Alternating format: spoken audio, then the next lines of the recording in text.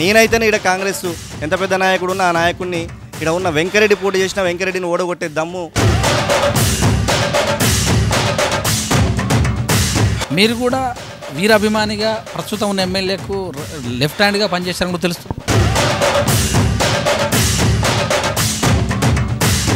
మరి ఆయన నల్గొండలో కాదు, ఆయన నల్గొండకు పరిచయం లేకున్నా కూడా ఈ నల్గొండకు వచ్చి మరి ఆనాడు చంద్రబాబు నాయుడు ఇచ్చిన మాటకి మరి నల్గొండకు రావడం జరిగింది. మరి ఆ రోజు నుంచి నేను పార్టీకి విధేయుడిగా పనిచేసిన వ్యక్తుల కోసం కాదు.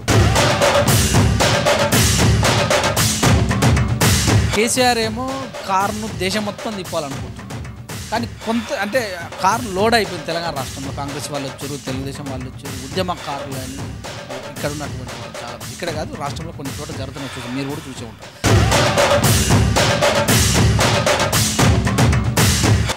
ఆ స్పీడ్ వల్ల అసలుకే మోసం వచ్చే అవకాశం ఉందిగా. ఒకరిని బట్టి ఒకరు కాళ్ళు గుంజుకుంటే మరి దీని ఎలా చూడాలండి?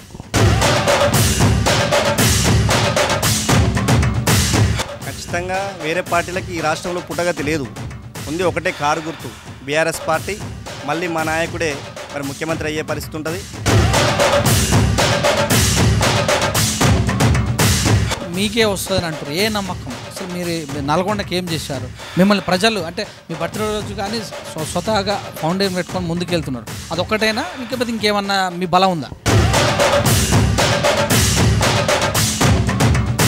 అదేవిధంగా నేను రాజకీయాల్లో సుదీర్ఘంగా నేను కానీ నా కుటుంబం కానీ సుదీర్ఘంగా మా నాన్న కానించి మొదలు పెడితే ఇప్పటి వరకు 35 సంవత్సరాలు రాజకీయాల్లో ఉన్నాము. ఇప్పటికీ 4 పర్యాయాలు స్థానిక సంస్థల నుండి గెలుపొందడం జరిగింది. రామరాజుని ఈసారి ఎమ్మెల్యేగా గెలిపించుకోవాలనే ఆలోచనతో ప్రజలున్నారు. ఖచ్చితంగా నేను బల్లగుద్ది చెప్తున్నా, నేను ఖచ్చితంగా ఈసారి నల్గొండ నియోజకవర్గంలో కేసీఆర్ జెండా మరి కేసీఆర్ టికెట్ వస్తుంది నాకని ధీమా వ్యక్తం చేస్తాను. కేసీఆర్ ఈసారి నల్గొండలో నిలబడాలనుకుంటున్నట్టుగా ఒక సమాచారం ఉంది. ఎందుకంటే ఇక్కడ కాంగ్రెస్ బలంగా ఉందని, దక్షిణ తెలంగాణలో ఆయన నిలబడితే ఇక్కడ ప్రభావం ఎక్కువ చూపుతారని కూడా ఒక వార్త నిలబడుతుంది. ఆ సమయంలో మీ ప్లాన్ ఎలా ఉంటుంది? ఖచ్చితంగా కేసీఆర్ గారే స్వయంగా ఇక్కడ పోటీ చేస్తే స్వాగతిస్తాం. కేసీఆర్ గారికి పని చేస్తాం మేము. ఈడ కాంగ్రెస్ పార్టీ ఎవరైతే పోటీ చేస్తారో వాళ్ళని ఓడగొట్టే నాయకుడు ఎవరో అది చూసి గతంలో ఇండిపెండెంట్గా చేసి 60,000 చిలుకు ఓటు సీట్లు వచ్చిన వల్లనే కేసీఆర్ నాకు టికెట్ ఇచ్చినని కేసీఆర్ కూడా మన ప్రెస్ మీట్లు పెట్టి సిట్టింగ్లకే ఈసారి కంపల్సరీ అన్నారు. మరి దీని నేపథ్యంలో మీ ధైర్యం ఏందన్న? కేసీఆర్ గారు సిట్టింగ్లకి అన్నారు. మళ్ళొకసారి చెప్పినప్పుడు కూడా ఎమ్మెల్యేలు సరిగా పనిచేయాలి, సరిగా పనిచేయని వ్యక్తులను తీసేస్తాను కూడా చెప్పేసిండు.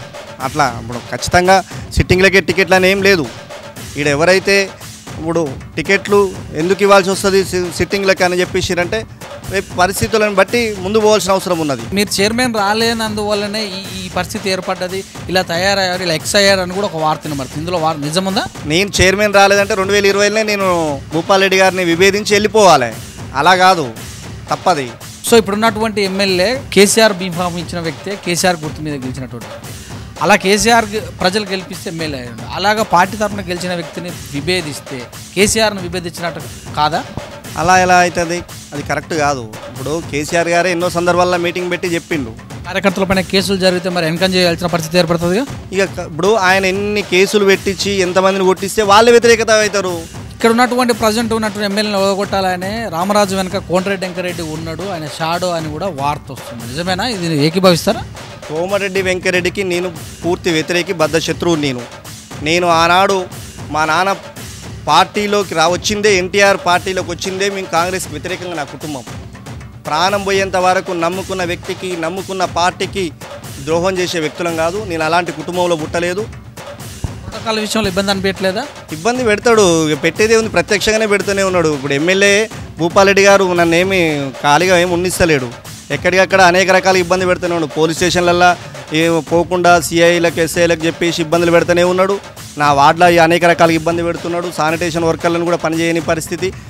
ఏ రకంగానైనా ఆయన నన్ను ఇబ్బంది పెట్టేది ఎక్కడ కూడా తగ్గకుండా, ఆయన బాధ్యతని ఎక్కడ కూడా తగ్గించకుండా చేస్తూనే ఉన్నాడు. నన్ను ఇబ్బంది పెట్టే క్రమంలో అందులో ఆయన లోటుపాట్లు ఏం లేవు.